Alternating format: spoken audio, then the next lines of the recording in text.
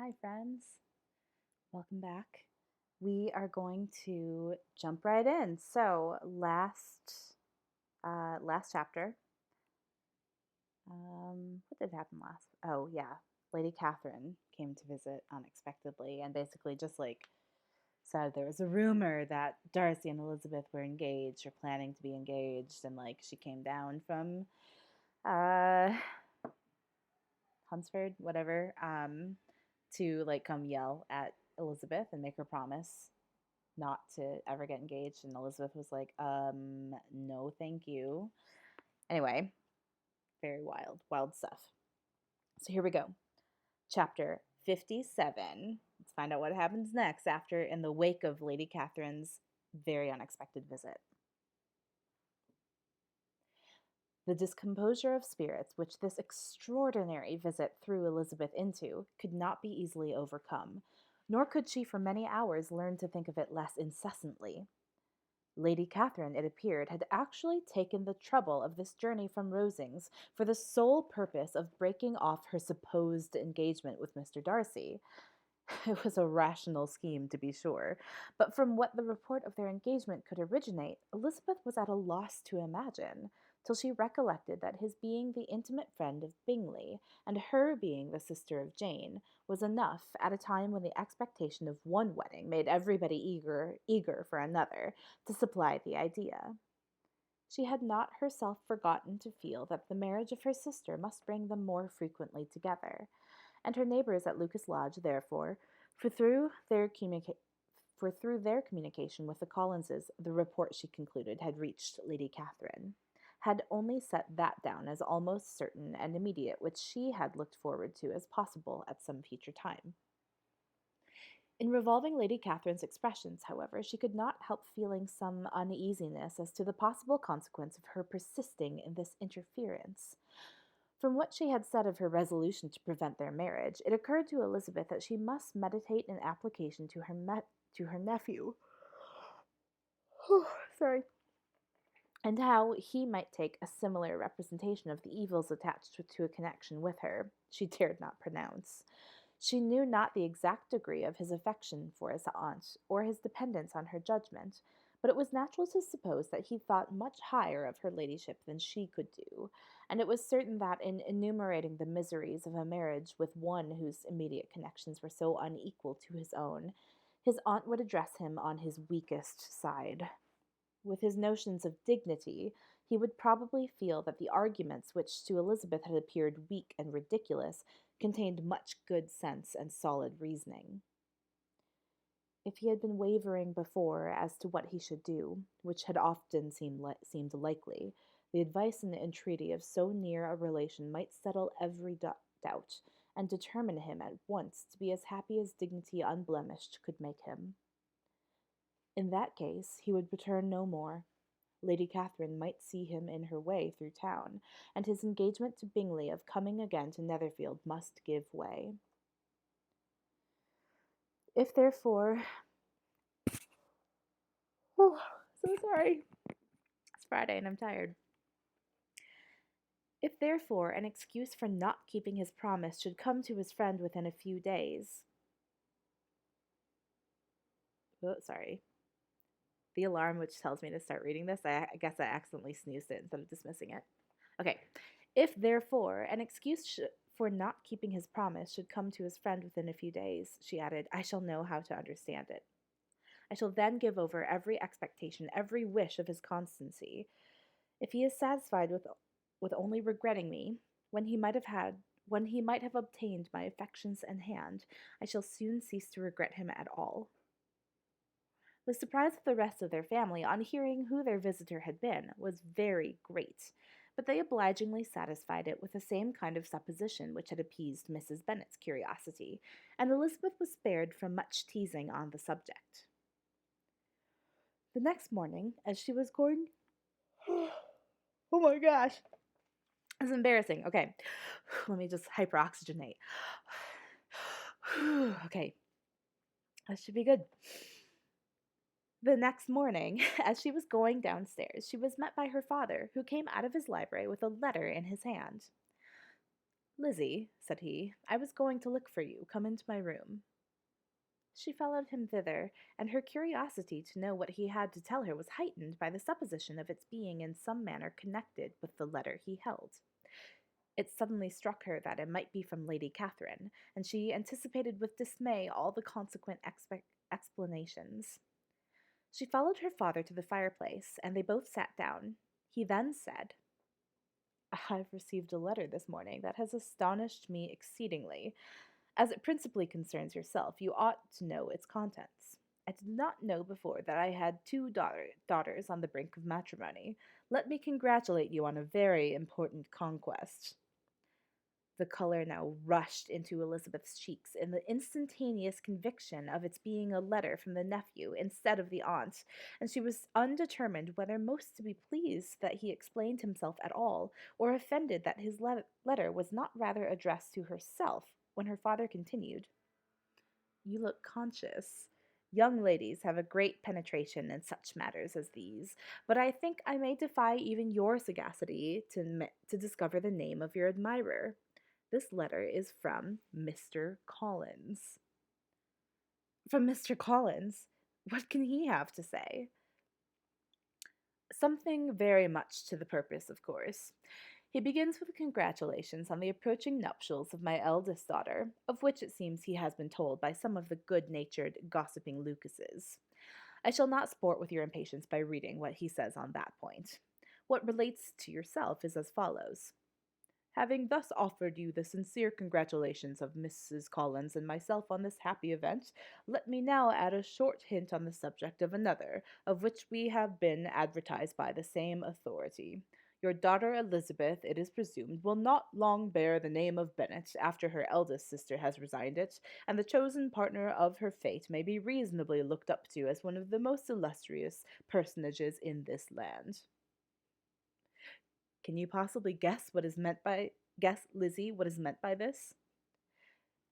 This young gentleman is blessed in a peculiar way with everything the heart of a mortal can desire: splendid property, noble kindred, and extensive patronage. Yet in spite of all these temptations, let me warn my cousin Elizabeth and yourself of what evils you may incur by a precipitate closure with this gentleman's proposals, which, of course, you will be inclined to take immediate advantage of. Have you any idea, Lizzie, who this gentleman is? But now it comes out. My motive for cautioning you is as follows. We have reason to imagine that his aunt, Lady Catherine de Bourgh, does not look on the match with a friendly eye. Mr. Darcy, you see, is the man. Now, Lizzie, I think I have surprised you. Could he or the Lucases have pitched on any man within our circle of acquaintance whose name could have given the lie more effectually to what they related? Mr. Darcy, who never looks at any woman but to see a blemish, and who probably never looked at you in his life. It is admirable. Elizabeth tried to join in her father's pleasantry, but could only force one most reluctant smile. Never had his wit been directed in a manner so little agreeable to her. Are you not diverted? Oh, yes, pray read on.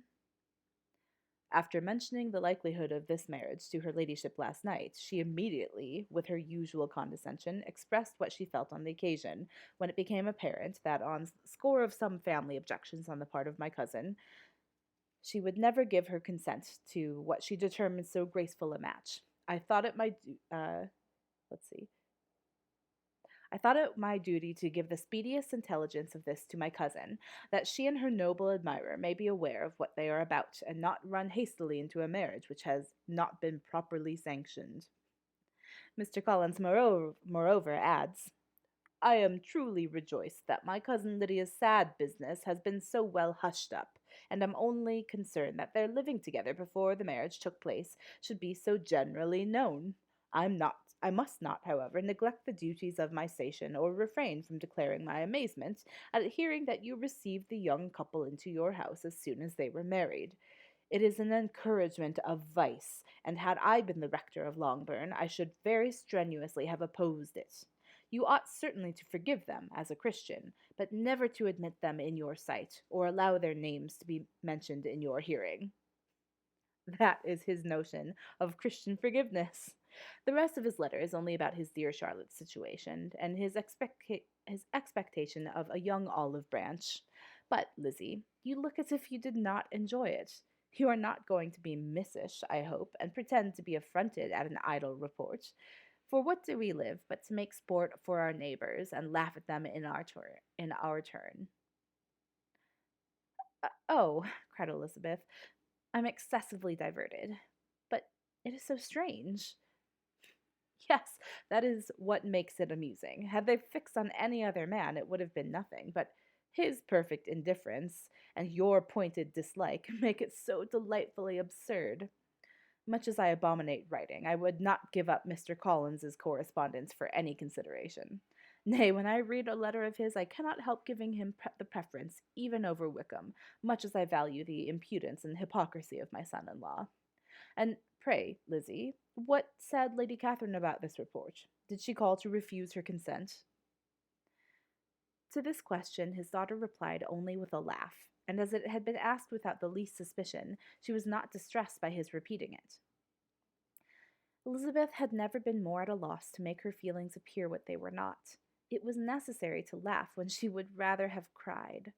Her father had most cruelly mortified her by what he said of Mr. Darcy's indifference, and she could do nothing but wonder at such a want of penetration, or fear that, perhaps, instead of his seeing too little, she might have fancied too much.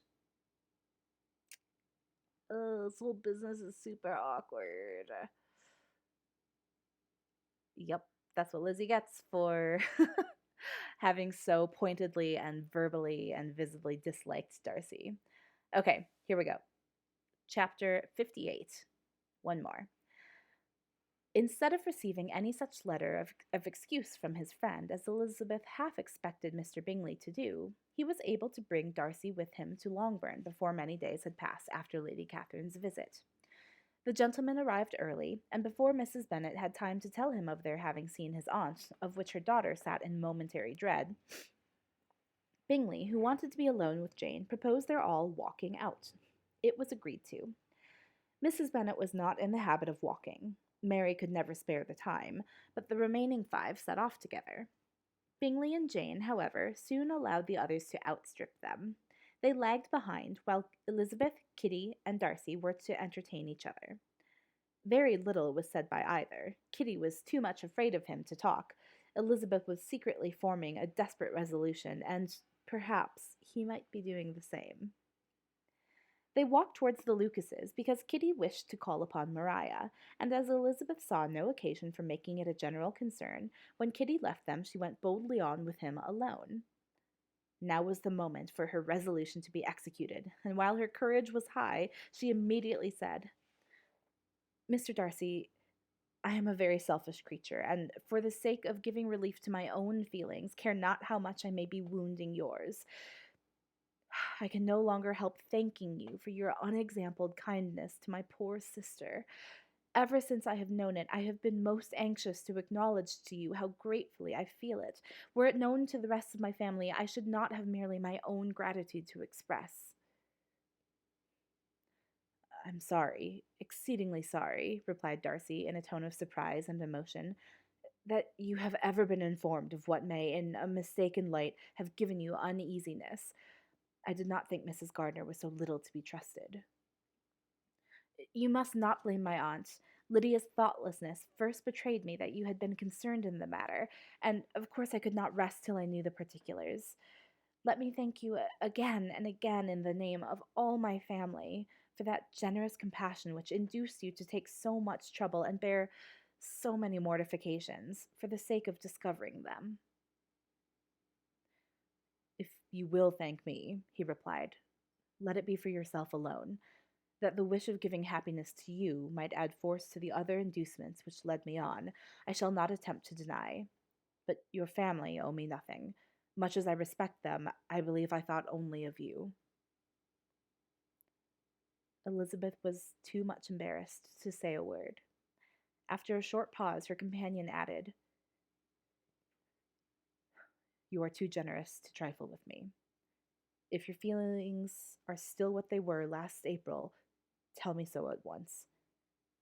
My affections and wishes are unchanged, but one word from you will silence me forever on the subject. Elizabeth, feeling all the more than common awkwardness and anxiety of his situation, now forced herself to speak, and immediately, though not very fluently, gave him to understand that her sentiments had undergone so material a change since the period to which he alluded as to make her receive with gratitude and pleasure his present assurance. The happiness which this reply produced was such as he had probably never felt before, and he expressed himself on the occasion as sensibly and as warmly as a man violently in love can be supposed to do. Had Elizabeth been able to encounter his eyes, she might have seen how well the expression of heartfelt delight diffused over his face became him.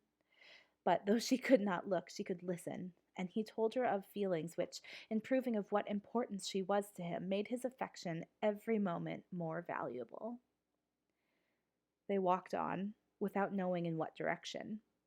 There was too much to be thought and felt and said for attention to any other objects. She soon learned that they were indebted for their present good understanding to the efforts of his aunt, who did call on him in her return through London, and there relate her journey to Longbourn, its motive, and the substance of her conversation with Elizabeth, dwelling emphatically on every expression of the latter, which, in her ladyship's apprehension, peculiarly denoted her perverseness and assurance, in the belief that such a relation must assist her endeavours to obtain that promise from her nephew which she had refused to give. But unluckily for her ladyship, its effect had been exactly contrariwise. It taught me to hope, said he, as I had scarcely ever allowed myself to hope before. I knew enough of your disposition to be certain that had you been absolutely irrevocably decided against me, you would have acknowledged it to Lady Catherine frankly and openly. Elizabeth colored and laughed as she replied, Yes, you know enough of my frankness to believe me capable of that. After abusing you so abominably to your face, I could have no scruple in abusing you to all your relations. What did you say of me that I did not deserve? For though your accusations were ill-founded, formed on mistaken premises, my behavior to you at the time had merited the severest reproof. It was unpardonable. I cannot think of it without abhorrence. We will not quarrel for the greater share of blame annexed to that evening, said Elizabeth. The conduct of neither, if strictly examined, will be irreproachable. But since then, we have both, I hope, improved in civility. I cannot be so easily reconciled to myself. The recollection of what I then said, of my conduct, my manners, my expressions during the whole of it, is now, and has been for many months, inexpressibly painful to me. Your reproof, so well applied, I shall never forget. Had you behaved in a more gentlemanlike manner, those were your words. You know not, you can scarcely conceive how they have tortured me, though it was some time, I confess, before I was reasonable enough to allow their justice. Well, I was certainly very far from expecting them to make so strong an impression. I had not the smallest idea of their being ever felt in such a way. I can easily believe it. You thought me then devoid of every proper feeling. I'm sure you did. The turn of your countenance I shall never forget, as you said that I could not have addressed you in any possible way that would induce you to accept me. Oh, do not repeat what I then said. These recollections will not do at all. I assure you, I have long been most heartily ashamed of it. Darcy mentioned his letter. Did it, said he, did it soon make you think better of me? Did you, on reading it, give any credit to its contents? She explained what its effect on her had been, and how gradually all her former prejudices had been removed. I knew, said he, that what I wrote must give you pain, but it was necessary. I hope you have destroyed the letter. There was one part, especially the opening of it, which I should dread your having the power of reading again. I can remember some expressions which might justly make you hate me. The letter shall certainly be burnt, if you believe it essential to the preservation of my regard. but that we both have reason to think my opinions not entirely unalterable. They are not, I hope, quite so easily changed as that implies. When I wrote that letter, replied Darcy, I believed myself perfectly calm and cool, but I'm since convinced that it was written in a dreadful bitterness of spirit. The letter perhaps began in bitterness, but it did not end so. The adieu is charity itself. But think no more of the letter. The feelings of the person who wrote and the person who received it are now so widely different from what they were then that every unpleasant circumstance attending it ought to be forgotten. You must learn some of my philosophy. Think only of the past as its remembrance gives you pleasure. I cannot give you credit for any philosophy of the kind. Your retrospections must be so totally void of reproach that the contentment arising from them is not of philosophy, but, what is much better, of ignorance. But with me, it is not so. Painful recollections will intrude, which ought not to be repelled. I have been a selfish being all my life, in practice, though not in principle. As a child, I was taught that was right, but I was not taught to correct my temper. Oh, I was taught what was right, but I was not taught to correct my temper. I was given good principles, but left to follow them in pride and conceit. Unfortunately, an only son, for many years an only child, I was spoiled by my parents, who, though good themselves, my father particularly, all that was benevolent and amiable, allowed, encouraged, almost taught me to be selfish and overbearing, to care for none beyond my own family circle, to think meanly of all the rest of the world, to wish, at least, to think meanly of their sense and worth compared with my own. Such as I was, from 8 to 8 and 20, and such I might still have been, but for you, dearest, loveliest Elizabeth. What do I not owe you? You taught me a lesson, hard indeed at first, but most advantageous. By you, I was properly humbled. I came to you without a doubt of my reception. You showed me how insufficient were all my pretensions to please a woman worthy of being pleased. Had you then persuaded yourself that I should? Indeed, I had. What will you think of my vanity? I believed you to be wishing, expecting my addresses. My manners must have been in fault, but not intentionally. I assure you I never meant to deceive you, but my spirits might often lead me wrong. How you must have hated me after that evening. Hate you? I was angry, perhaps, at first, but my anger soon began to take a proper direction. I'm almost afraid of asking what you thought of me when we met at Pemberley. You blamed me for coming? No, indeed, I felt nothing but surprise. Your surprise could not be greater than mine in being noticed by you. My conscience told me that I deserved no extraordinary politeness, and I confess that I did not expect to receive more than my due. My object then, replied Darcy, was to show you, by every civility in my power, that I was not so mean as to resent the past, and I hoped to obtain your forgiveness, to lessen your ill opinion by letting you see that your reproofs had been attended to. How soon any other wishes introduced themselves, I can hardly tell, but I believe in about half an hour after I believe in about half an hour after I had seen you.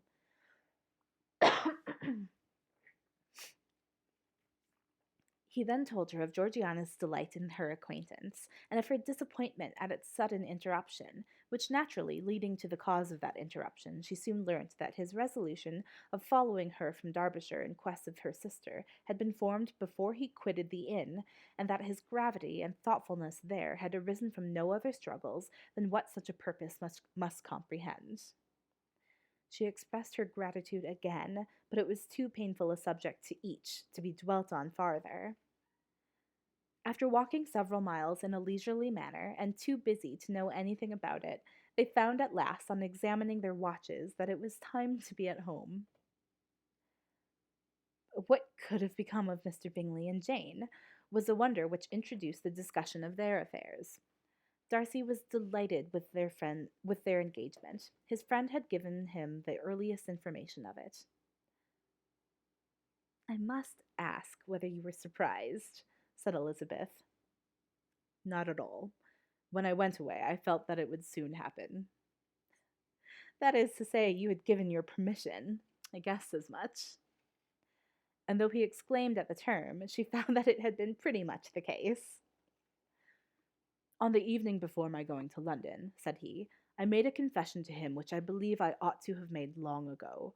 I told him of all that had occurred to make my former interference in his affairs absurd and impertinent. His surprise was great. He had never had the slightest suspicion.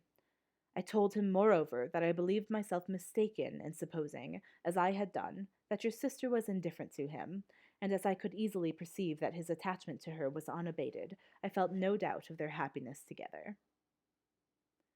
Elizabeth could not help smiling at his easy manner of directing his friend. "Did you speak from your own observation," said she, "when you told him that my sister loved him, or merely from my information last spring?" "From the former. I had narrowly observed her during the 2 visits which I had lately made her here, and I was convinced of her affection." "And your assurance of it, I suppose, carried immediate conviction to him?" "It did.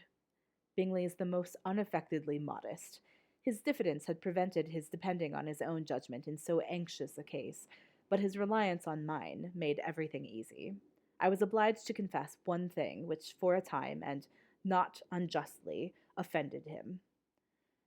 I could not allow myself to conceal that your sister had been in town 3 months last winter, that I had known it and purposely kept it from him. He was angry. But his anger, I am persuaded, lasted no longer than he remained in any doubt of your sister's sentiments. He has heartily forgiven me now." Elizabeth longed to observe that Mr. Bingley had been a most delightful friend, so easily guided that his worth was invaluable, but she checked herself. She remembered that he had yet to learn to be laughed at, and it was rather too early to begin. In anticipating the happiness of Bingley, which of course was to be inferior only to his own, he continued the conversation till they reached the house. In the hall they parted. Oh my gosh. Whew. That's not the end. We got more to go. Not too much more. It's mostly just like wrapping up. But finally, oh, after all this time, it's like it's like, I don't know if it's the first, but it's just like the classic, like, enemies turn to lovers, like, storyline. Oh my gosh. Whew. All right. That Darcy. So awkward. A good dude, but just like real awkward. He needs a Lizzie. Okay, cool. So, yeah, we'll tune back in next week, Monday. We'll I think I don't know how many more chapters we've got. We have 2 more chapters, so we'll finish up the book on Monday. Wow, amazing! Thanks for tuning in this week. I hope that you've been enjoying Pride and Prejudice. I've been having a blast revisiting it. It's been a minute since I've read it, so it's been fun, and looking forward to wrapping up with you next week. All right. Have a good weekend. Stay safe. Stay healthy. Take care, and I'll see you on Monday.